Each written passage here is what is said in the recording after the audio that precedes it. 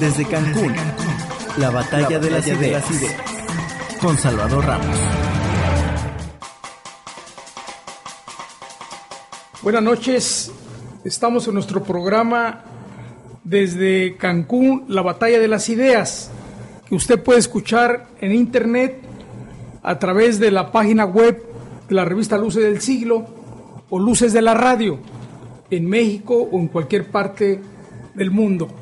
Le damos la bienvenida a Juan José Morales Barbosa, que es un prestigiado periodista, escritor, luchador social, que hoy nos acompaña, y al licenciado Cristian Alpuche Padilla, quien estuvo con nosotros en el primer programa y que es un joven abogado militante del Partido Acción Nacional y quien pues comparte con nosotros muchas de las inquietudes.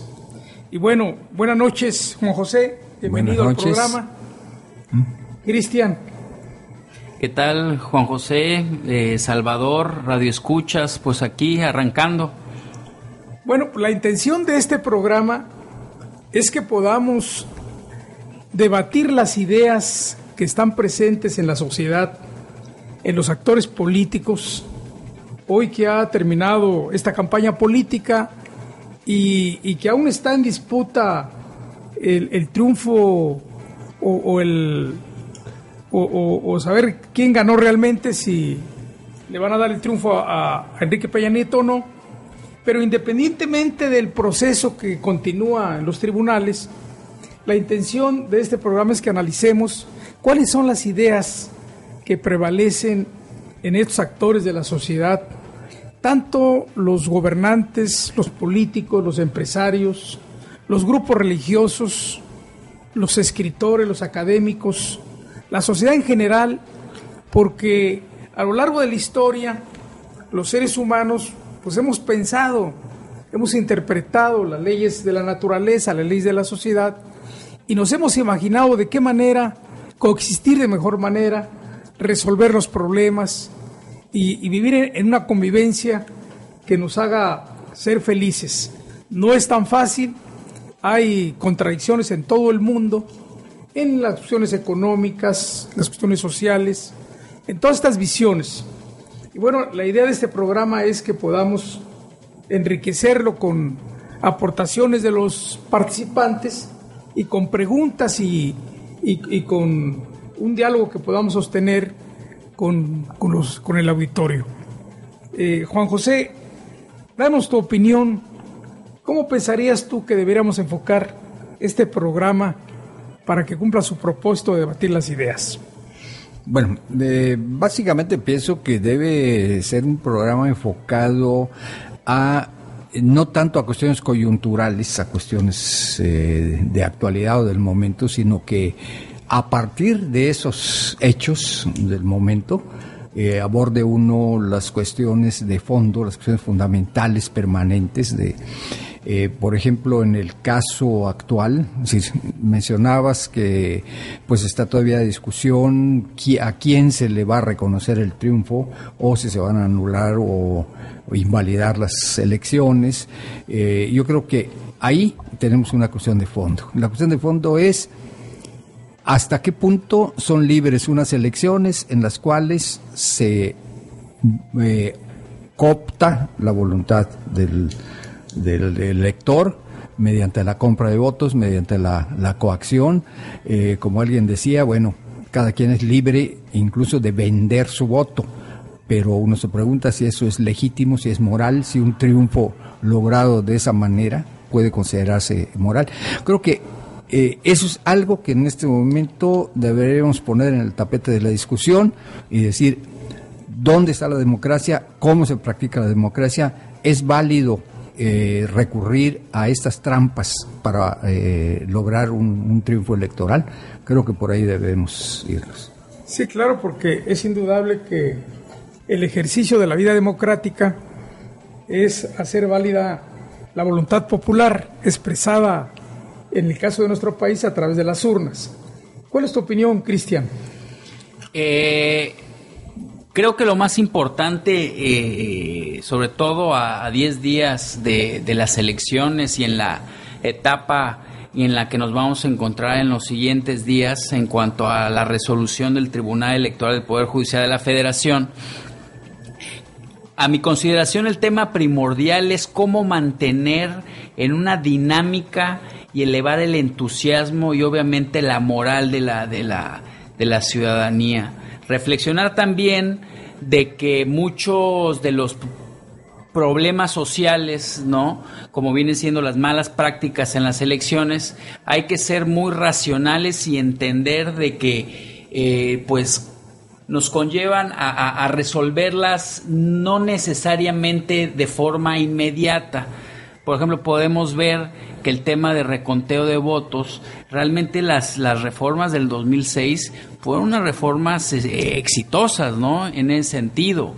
Entonces creo que para mantener este dinamismo de la ciudadanía, esta alta moral de la ciudadanía, este estado de ánimo mucho más con mayor más ímpetu, que es lo que necesita cualquier sociedad, pues ya tenemos que ir pensando cuáles vienen siendo las reformas electorales de la próxima generación, y es atacar ya las malas prácticas electorales o fomentar las mejores prácticas electorales, ¿no? Como la acabamos de ver, ¿no? Con pues, la triangulación de recursos, la intervención de algunas empresas, en fin, ese tipo de cuestiones que atentan a la moral ciudadana. Así que, como decía Napoleón,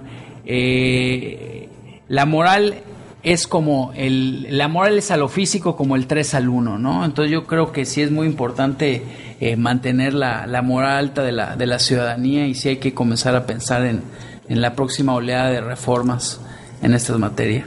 Pero a ver, más allá de la coyuntura de lo que pase en este proceso electoral, lo cierto es que la sociedad ha conceptualizado la democracia en el sistema capitalista en el que nosotros vivimos como una, pues perdón por la palabra, pero como una simulación. Es decir, ¿qué significa realmente la vida democrática de un país donde la gente puede ejercer su voluntad cuando está atada de alguna manera a las cuestiones económicas? Es decir, ¿cómo ejerces?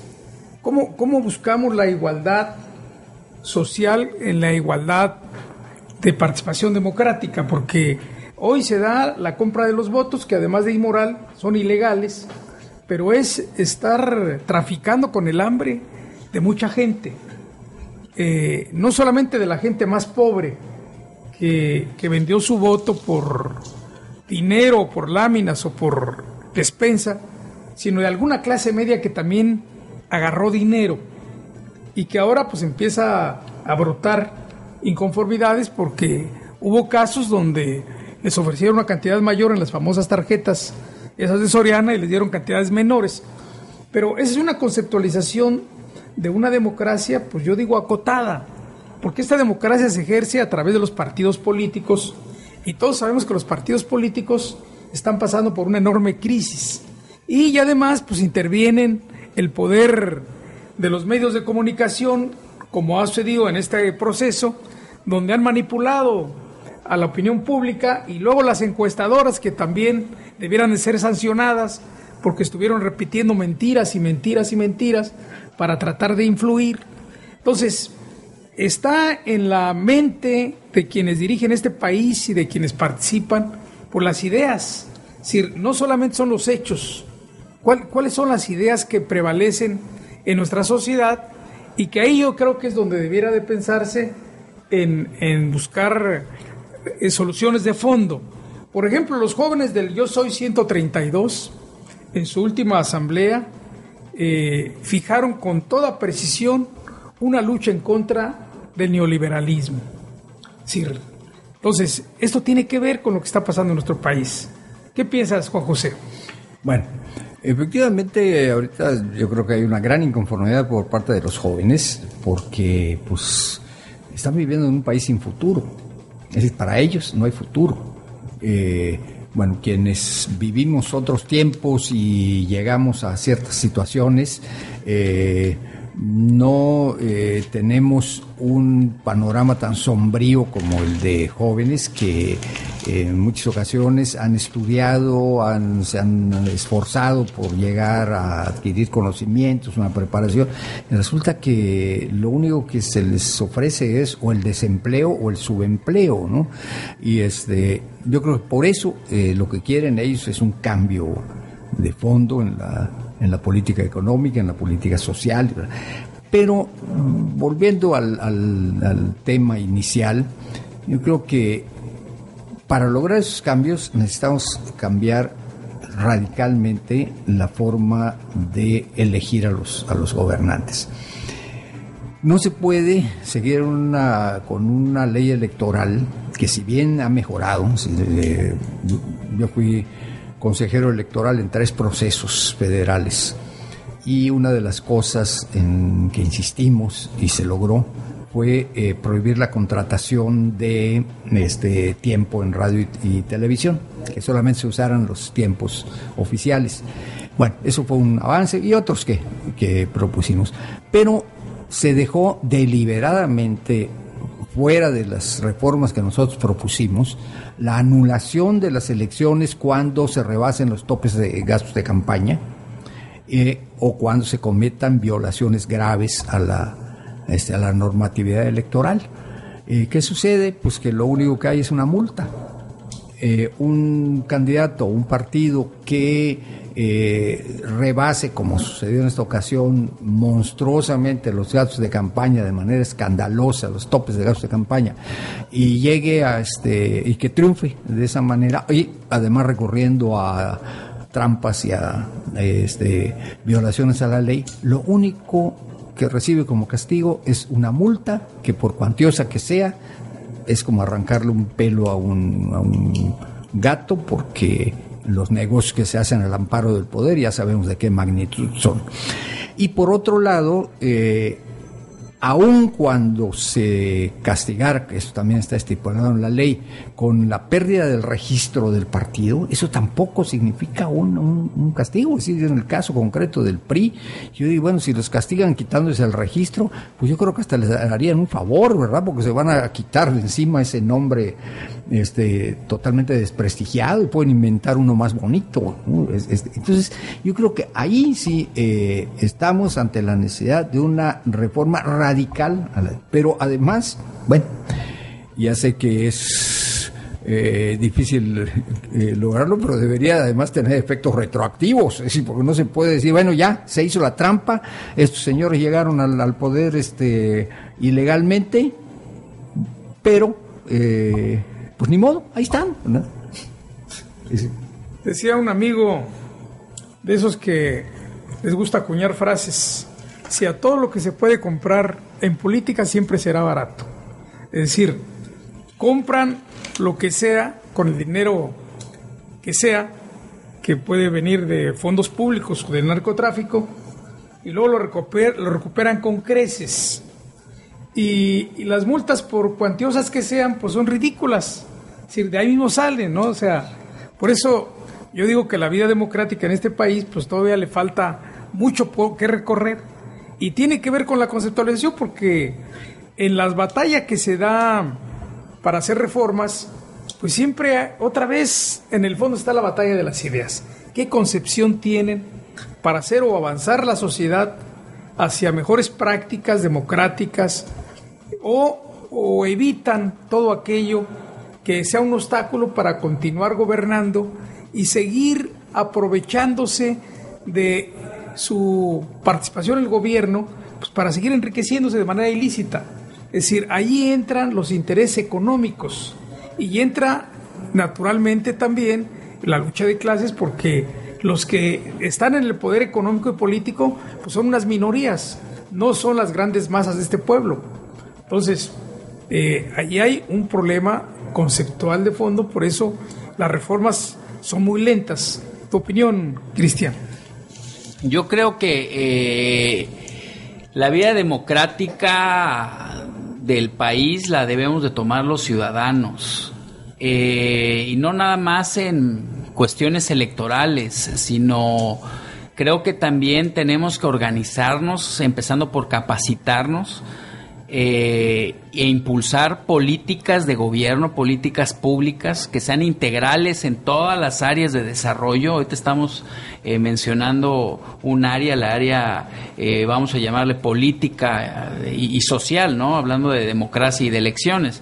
Pero creo que hay que los ciudadanos entrarle de acuerdo a nuestros propios intereses en organización, ¿no? En grupos con este tipo de intereses comunes, e impulsar políticas económicas, ambientales, sociales, culturales, ciudadanas. Ya sabemos al día de hoy que este tipo de políticas no solamente tienen que ser de arriba hacia abajo, de gobierno hacia ciudadanía, sino que de abajo hacia arriba, que partan de la ciudadanía, muy alineado lo que estoy comentando con las nuevas reformas que sin duda alguna se van a dejar sentir en los próximos años, ¿no? Toda la ciudadanización o empoderamiento de la política, ¿no? Candidatos independientes, el tema de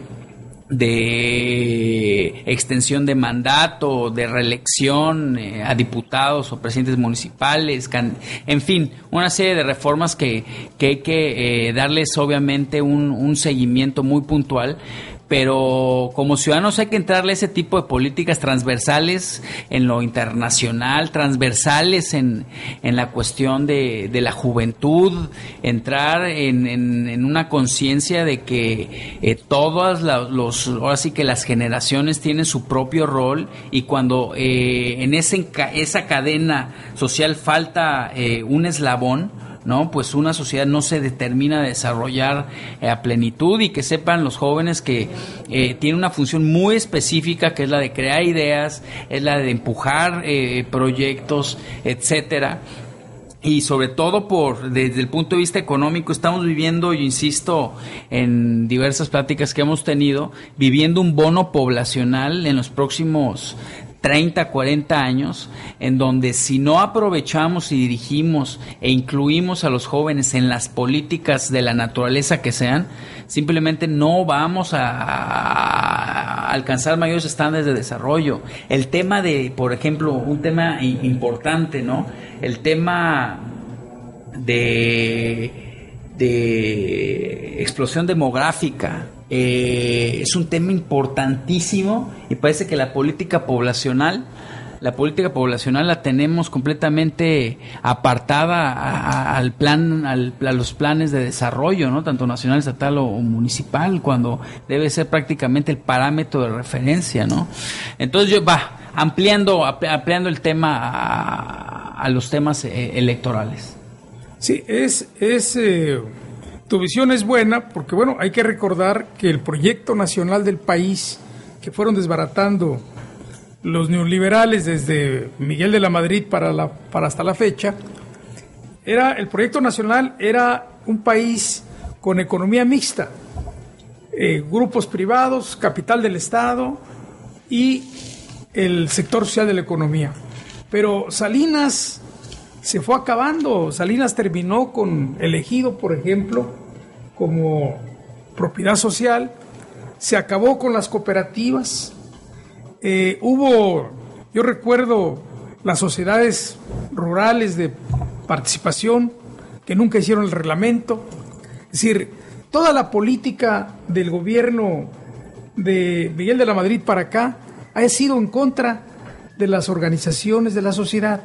Es decir, el mismo Quintana Roo, lo hemos dicho en otras ocasiones, aquí había cooperativas exitosas en la pesca, en el chicle, en la miel, pero todo eso ha ido desapareciendo, porque la política económica del gobierno neoliberal, en este caso del PRI y del PAN, son orientadas a la concentración de la riqueza en unas cuantas manos.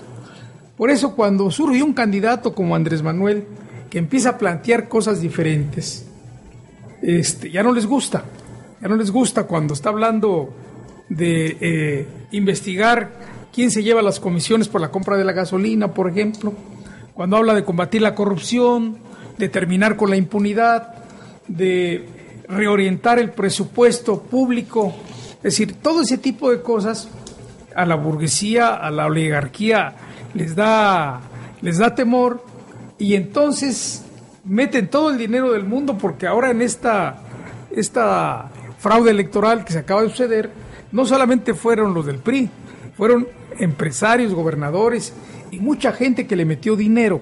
Es decir, por eso la vida democrática pues también debe ser la vida democrática en la economía, pero hay una torona ahí. Tú tienes información que quisieras que nos platicaras un poco, pero en la práctica se ve el panorama difícil para el sector social de la economía. Juan José, ¿cuál es tu opinión? Mira, sí, efectivamente México, al igual que muchos países de Latinoamérica, ha sufrido toda esta política de expoliación, de saqueo de sus recursos naturales y de explotación desmedida, ¿verdad? La única diferencia, o la diferencia básica entre México y otros países, es que en los otros países reaccionaron, eligieron gobernantes que han frenado eso y que han llevado a sus países a una situación envidiable de progreso. Bueno, Argentina, si recordamos, hace no muchos años, estaba en una crisis económica espantosa, es decir, devaluación, estancamiento económico, el famoso corralito, cuando la gente perdió sus ahorros. Y ahora Argentina tiene una economía boyante y hay una situación de desarrollo económico y de bienestar social que ya quisiéramos en México. No digamos Brasil. Brasil ha logrado reducir la pobreza de una manera notable, de una manera sorprendente. Brasil ya es una de las grandes potencias mundiales, cuando también hace algunos años estaba en una situación crítica, ¿no? Entonces, lo que hace falta ahí es un cambio radical de política. Bueno, y lo mismo podemos ir en mayor o menor grado, de Ecuador, de Perú, ¿verdad? De Bolivia. De Bolivia, de Uruguay, de Venezuela. Todos esos países están avanzando. Y México sigue estancado. Uno dice, bueno, ¿por qué? ¿Verdad? Pues simplemente porque la política que se ha llevado durante estos últimos 30 años ha sido nefasta, ¿no? Es decir, vemos, por ejemplo, el caso de los ferrocarriles. Yo viví muy de cerca la cuestión ferrocarrilera por razones que no vienen al caso. Vi cómo acabaron con los ferrocarriles. ¿Para qué? Para entregárselos a empresas extranjeras, de las cuales Zedillo, que fue el que se las entregó, terminó siendo miembro del Consejo de Administración, lo cual viene a probar así la cochinada que hizo. Bueno, lo mismo se hizo en Argentina. En Argentina acabaron con los ferrocarriles y en Brasil acabaron con los ferrocarriles. Nada más que ahora en Argentina ya están recuperando los ferrocarriles, están levantándolos nuevamente. En Brasil tienen grandes proyectos de ferrocarriles de alta velocidad, con gran capacidad de transporte de carga, porque saben lo que eso significa, ¿verdad? Están recuperando. El caso que se menciona también, de que dicen, no, que hay que hacer como Petrobras, hay que privatizar Pemex.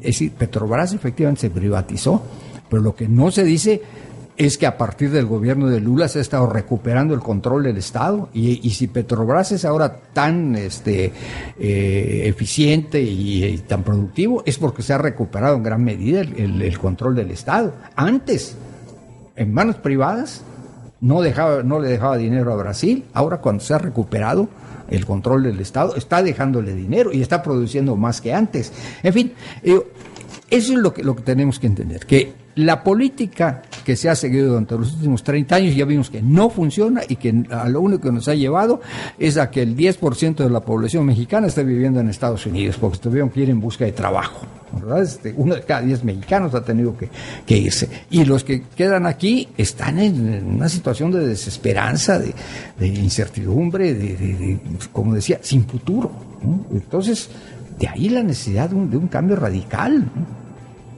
Que tiene que ver con las ideas. A ver, en nuestro país tuvimos 3 procesos interesantes en la historia. la lucha por la independencia, la lucha por la reforma, la lucha por la revolución. Y bueno, en el caso de América Latina, pues tuvieron muchas dictaduras militares. Y como decía Vargas Llosa, en México tenemos, cuando estaba el PRI, teníamos la dictadura perfecta.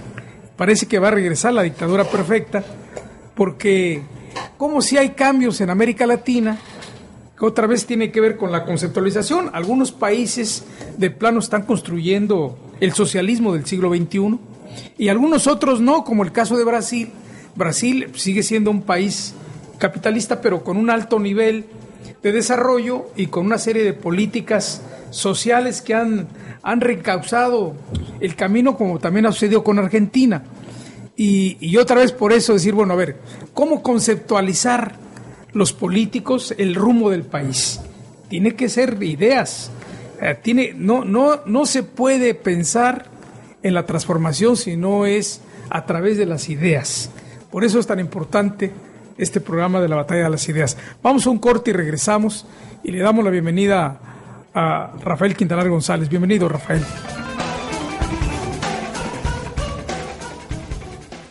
Radio Luce, la luz de la radio. Radio Luce, la luz de la radio. Haciendo radio, haciendo ruido. Enciclopedia Política.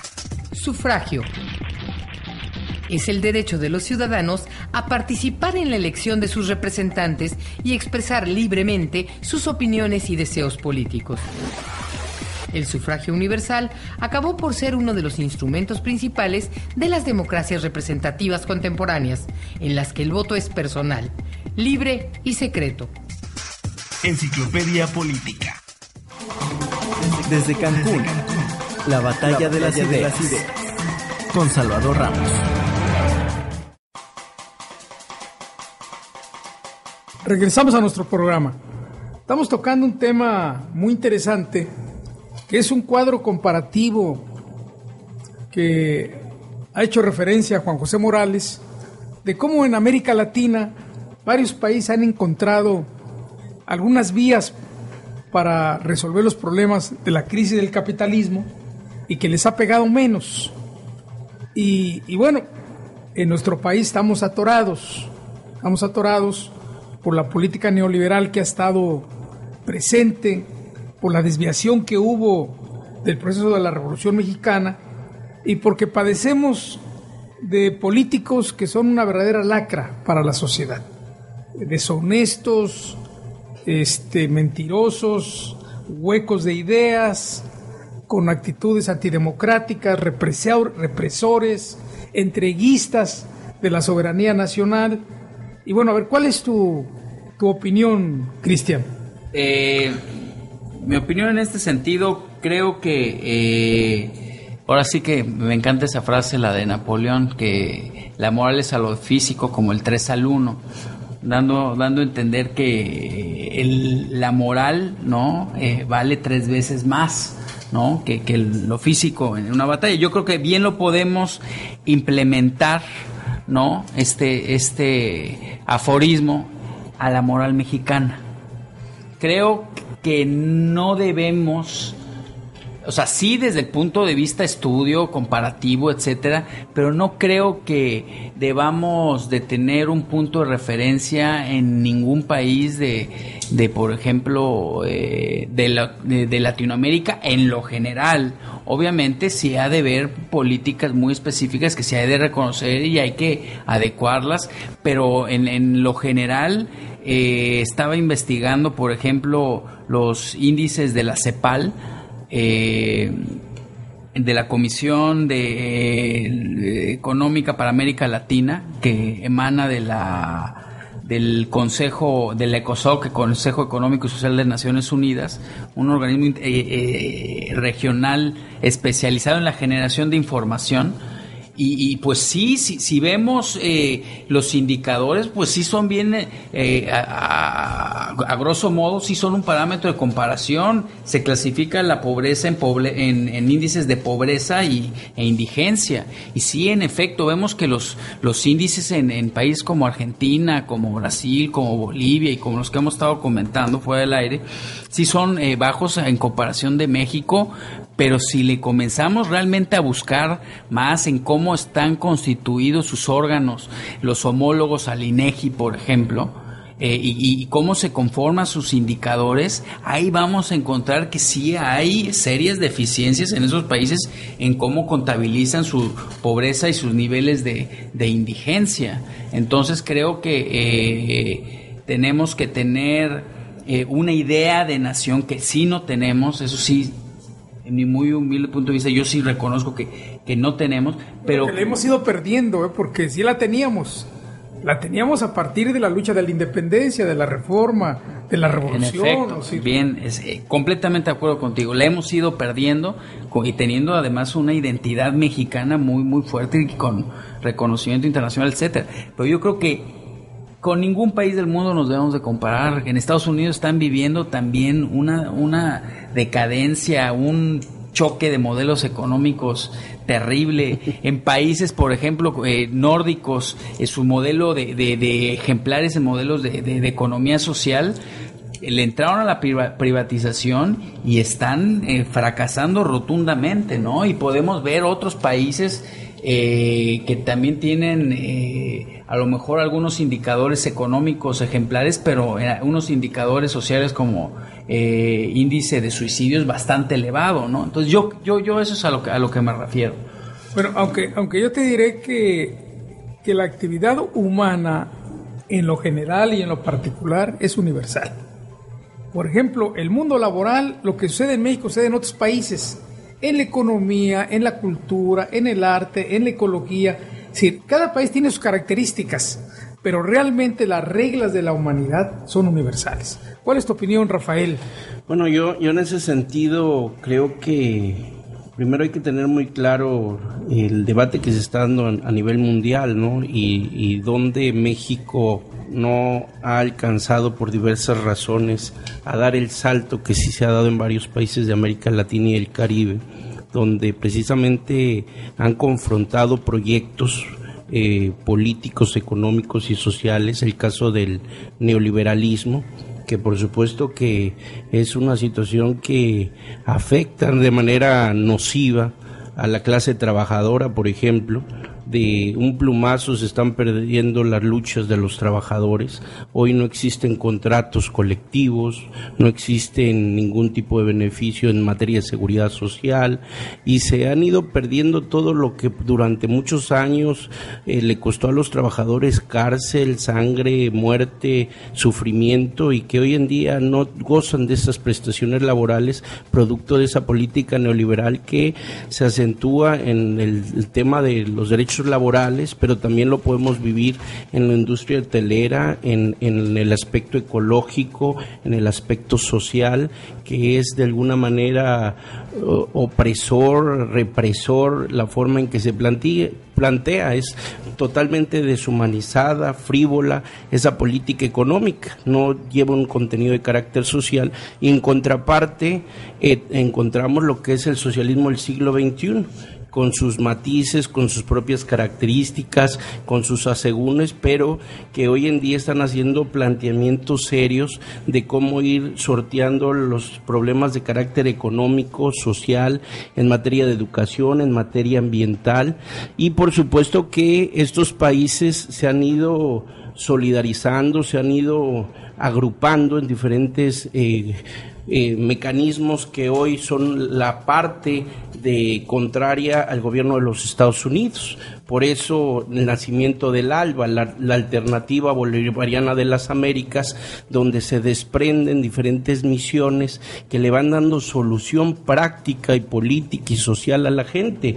Han ido elevando estos países su nivel educativo, abatiendo el analfabetismo, fomentando la educación, generando esa libertad con el conocimiento que requieren los pueblos y que a su vez les da la oportunidad de organizarse y de conocer algunas otras soluciones a los diferentes problemas. Y aquí hay que decirlo, el imperio no duerme. Tan es así que a países que han ido luchando primero con su propia cultura, con sus propias deficiencias, con sus propias características territoriales y étnicas, como el caso de Bolivia, si a eso le agregamos el infiltramiento de grupos fácticos del propio imperio para desestabilizar y generar problemas, pues obviamente que nos pone en una situación de riesgo. A ver, Rafael, has tocado un tema que está dentro de la orden de las ideas.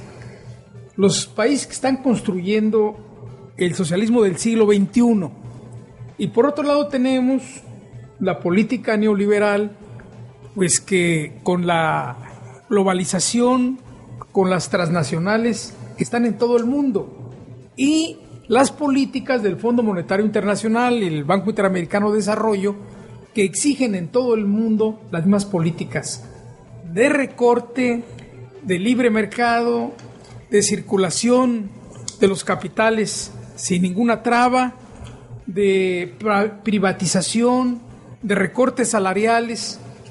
Y a esta política neoliberal que tiene 1000 cabezas y que está en todo el mundo, la venta de los ferrocarriles en México pues es parte de esa política neoliberal. Pero por otro lado está la alternativa del socialismo. Y yo te preguntaría, Juan José, ¿tiene viabilidad la lucha por el socialismo? ¿La teoría del marxismo-leninismo sigue siendo válida como contraparte del neoliberalismo? ¿O estamos condenados a vivir bajo la sombra del imperio y lo que nos ordene? Bueno, el marxismo como herramienta de análisis y de comprensión de la sociedad y de los fenómenos que en ella ocurren es todavía vigente. Marx no dio recetas. Marx lo que hizo fue dar métodos de observación, de análisis para comprender, decía se deformó ese concepto y se convirtió en recetas rígidas que obviamente no pueden seguirse aplicando después de tantos años. Bueno, pero repito, como herramienta intelectual, el marxismo sigue siendo válido. En cuanto al socialismo, yo creo que desde luego hay que pensar en un tipo de socialismo adecuado a las condiciones y a las características de cada país, en el sentido de que no se trata de socializar todo, ni de establecer los mismos modelos de socialismo en todas partes, sino, repito, adecuados a las condiciones de cada país. Ahora, ¿qué significa esto? Significa que, a diferencia del capitalismo, el socialismo no debe considerar todo como una mercancía. En el capitalismo a ultranza se considera una mercancía todo, absolutamente todo. La educación, la salud, los servicios públicos, todo absolutamente, lo cual desde luego es absurdo, ¿no? Es decir, no puede negársele a la gente un mínimo de bienestar por parte del Estado y decirle, bueno, si tú no tienes para pagar un médico y unas medicinas, muérete, ¿no? Es decir, sino que es una responsabilidad del Estado como, digamos, una especie de gran familia, ¿verdad? Apoyar a quienes lo necesiten.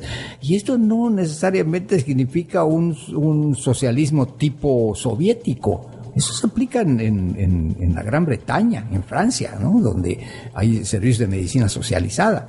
Y de la misma manera, la educación no se puede manejar como una simple mercancía. Entonces, ahí es donde yo digo, el socialismo tiene que ser la solución. Y habrá ciertas áreas de la economía que por razones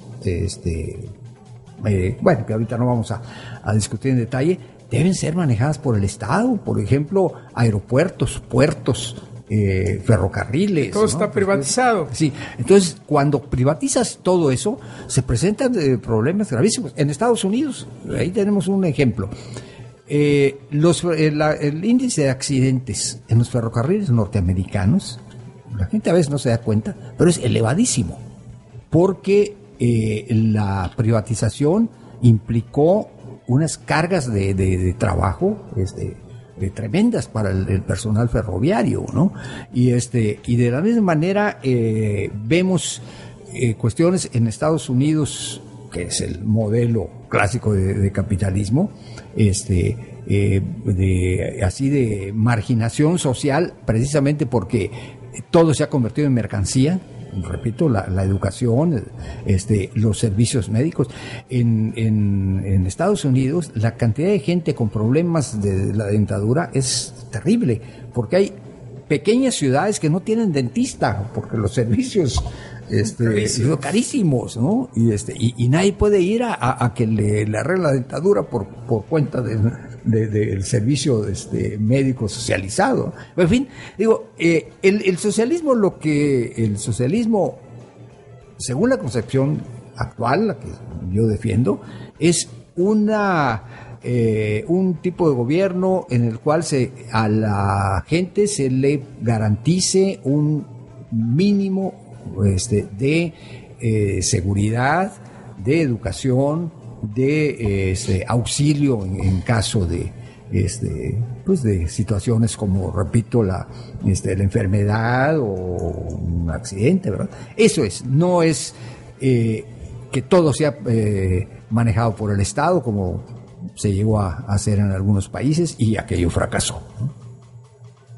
El maestro Vicente Lombardo Toledano escribió hace varios años un libro que se llamó La Vía Mexicana hacia el Socialismo, donde, entre otras cosas, decía que la vía mexicana hacia el socialismo era la vía de la Revolución Mexicana. Y bueno, la Constitución de 1917 es una de las más avanzadas del mundo. Y bueno, esa Constitución y la propia Revolución Mexicana se alimentaron de ideas sociales de todo el mundo. Es decir, nada es propio de un solo país, sino la filosofía son corrientes de pensamiento que se transmiten a través de muchas formas. Entonces Lombardo planteaba que la vía mexicana hacia el socialismo era la Revolución Mexicana, pero esta Revolución Mexicana fue traicionada.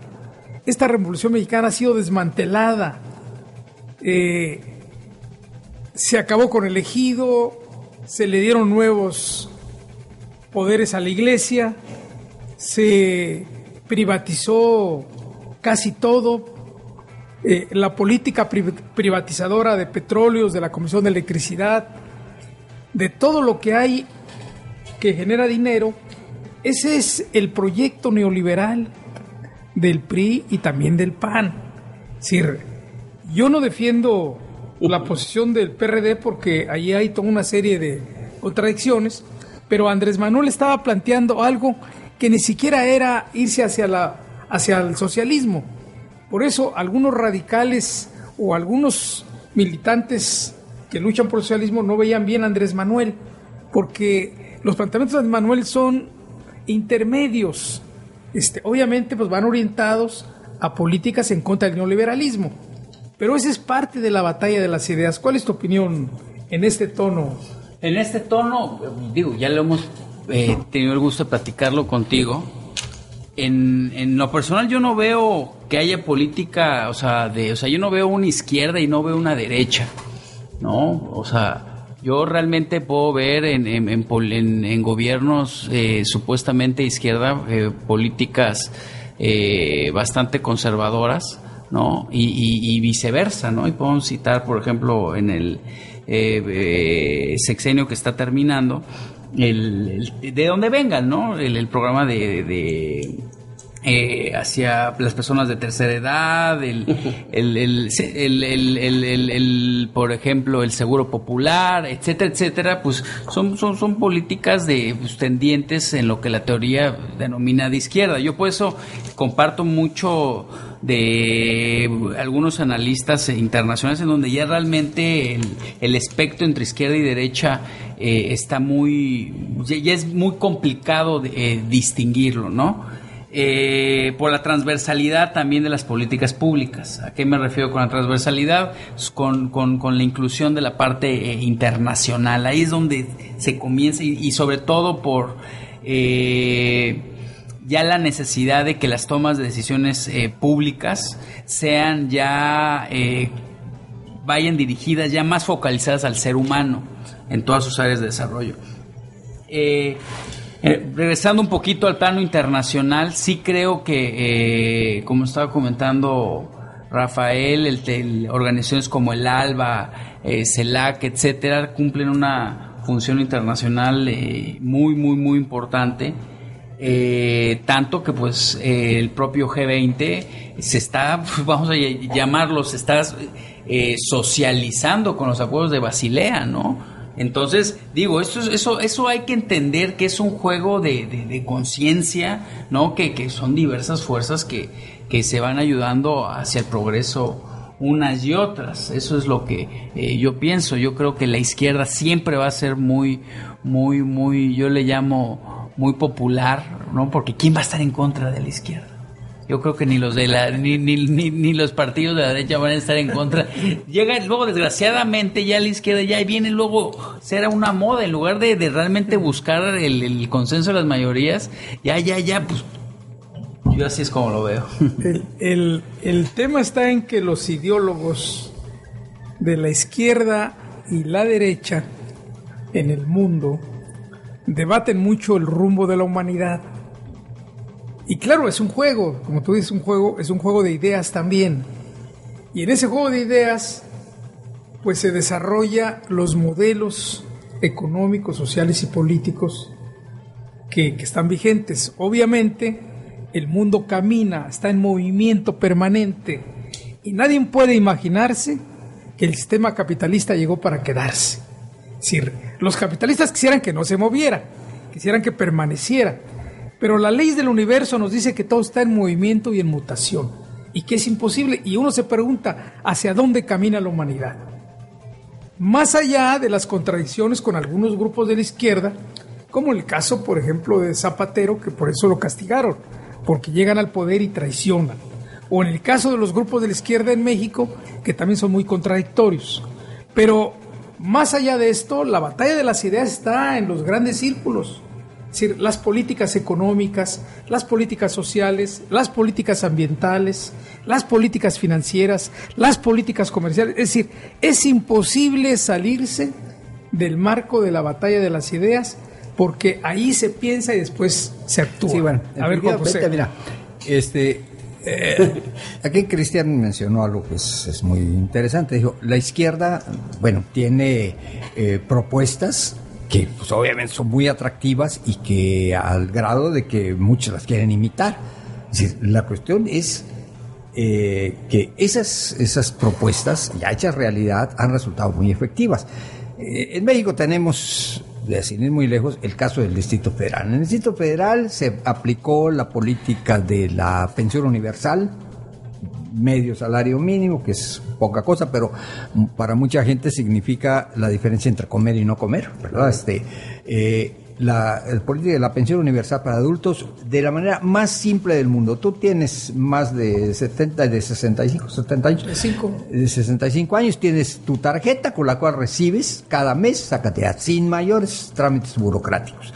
Apoyo a madres solteras, apoyo a estudiantes becados, en fin, toda una serie de políticas de ese tipo que dijeron van a quebrar las finanzas del Distrito Federal. No quebraron, ahí siguen y por ley se están dando. Entonces empezó la imitación.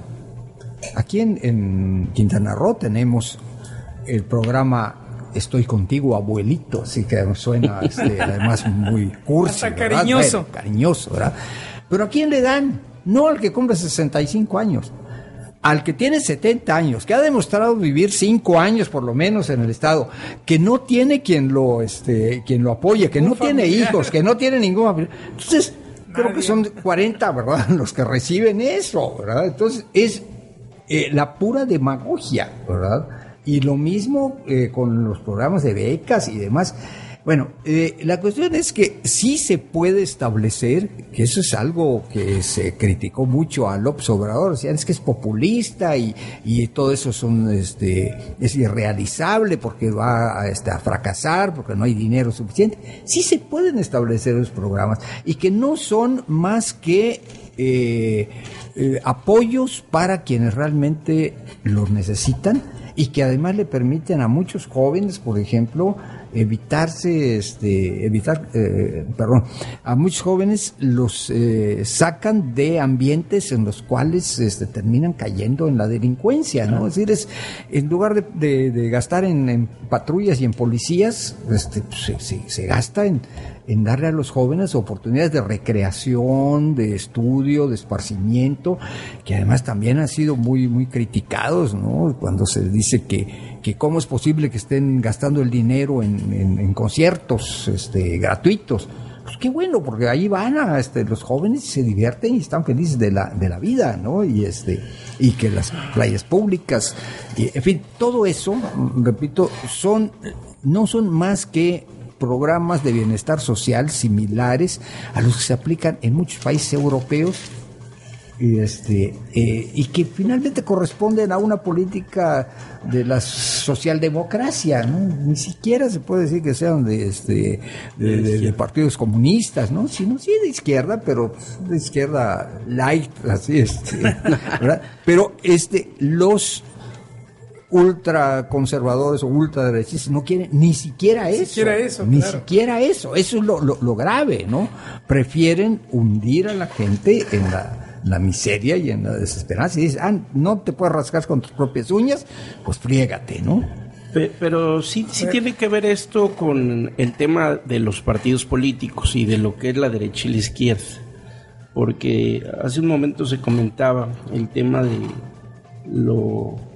la avanzada que está nuestra Constitución, pero que se ha ido relajando el cumplimiento.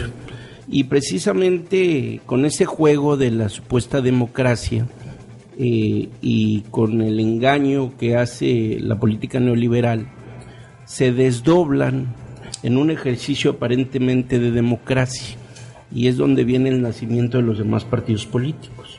Cuando nace el Verde, nace el PT, ¿no? Y esto tiene que ver precisamente con una política muy bien delineada y concebida maquiavélicamente desde el punto de vista negativo, en el sentido de alcanzar reformas constitucionales, que esto del neoliberalismo sí tiene que ver con una visión política e ideológica partidaria. En el caso concreto, el preanal es lo que representa el neoliberalismo, y que este tipo de banderas de izquierdas que ya mencionaban, ellos no la ven como un sentido de derechos ni de políticas públicas, ellos los ven como una cuestión clientelar que ya señalaban, y el caso de los adultos mayores y muchas otras banderas que la izquierda ha impulsado, pero no como programas, que hay que señalarlo muy bien, porque un programa lo das y lo quitas al antojo del gobernante en turno, lo condicionas, lo manipulas. Aquí lo interesante de la visión del socialismo es que se traduzcan en derechos y en políticas públicas, para que no estén al condicionamiento de nadie, establecidos por ley. Esa es la diferencia, y eso es lo que hay que ir enseñándole a la ciudadanía. Y también tiene que ver con el tema de la privatización. Cuando estos países que están sumergidos dentro del proyecto del ALBA hablan del derecho al agua, cuando los del proyecto neoliberal hablan de privatizar los servicios, como el agua, la recolección de basura, la energía y todo. También el tema de los incentivos fiscales, el tema de la corrupción, la poca participación ciudadana, que eso a los neoliberales les encanta porque manipulan y controlan con la oligarquía. Entonces, obviamente esto tiene que también ver con la devastación y la afectación al medio ambiente. Y por parte del socialismo hablamos de impulsar políticas públicas que se establezcan derechos, obligaciones en materia de salud, de educación, las madres solteras, las cooperativas como un incentivo a la economía y a la organización popular, la toma de decisiones involucrando a la sociedad en un ejercicio de corresponsabilidad para abatir el tema de la corrupción y muchos vicios que se dan en torno al gobierno y que tratan de ocultar.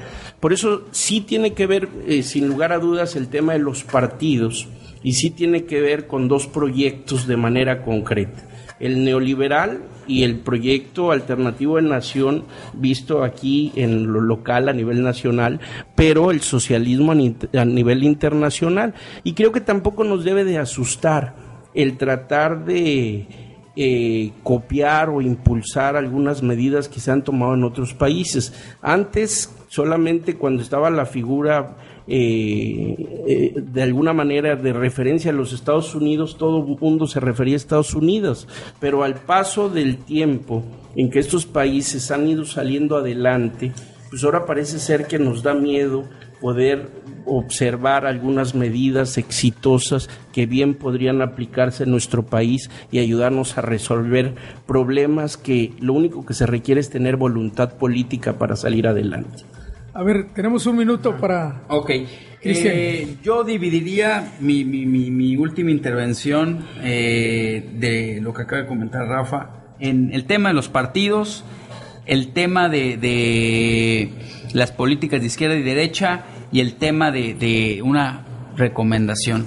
La primera de ellas es que todos los que somos militantes de un partido político, creo que lo primero que tenemos que reconocer es que la realidad social nos ha rebasado, ¿no? Y el tema de todo lo que me has comentado, si tuviéramos un poquito más de tiempo, yo te podría decir que no hay izquierda y que realmente no hay derecha. Creo que hay mejores y peores políticas públicas. Si pudiéramos ahorita platicar de organismos internacionales, cómo realmente se están responsabilizando desde el punto de vista social, los acuerdos de Basilea, ¿no? que son los más recientes que parten del G20, el papel de la OCDE para todo el tema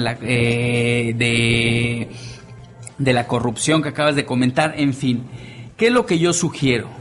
Lo que yo sugiero es de que en estas políticas, buscando el interés común, el bien común, no caigamos en una trampa social como caímos con las políticas sociales de México del siglo XX, en concreto que buscaba la Constitución mexicana, en donde se buscaba darle tierra a los trabajadores, pero caímos en una trampa social en donde se les entregaba, pero no se les dotaba de infraestructura hidráulica, me explico, en donde no, o sea, caí en la trampa social que los propios campesinos terminaban mal vendiendo sus tierras y caíamos en pobreza, ¿no? Bien, pues la batalla de las ideas está en el centro de esta discusión porque viene desde las épocas más remotas de la historia, desde que el hombre empezó a tratar de interpretar los fenómenos de la naturaleza y fue imaginándose cómo se iba a ir desarrollando la sociedad hasta nuestros días, y sigue la batalla de las ideas. Debemos de profundizar, esa es la idea de este programa, pero el tiempo nos ha ganado, así es que agradecemos mucho a Juan José la presencia, que nos acompañes aquí y que sigamos con este ejercicio,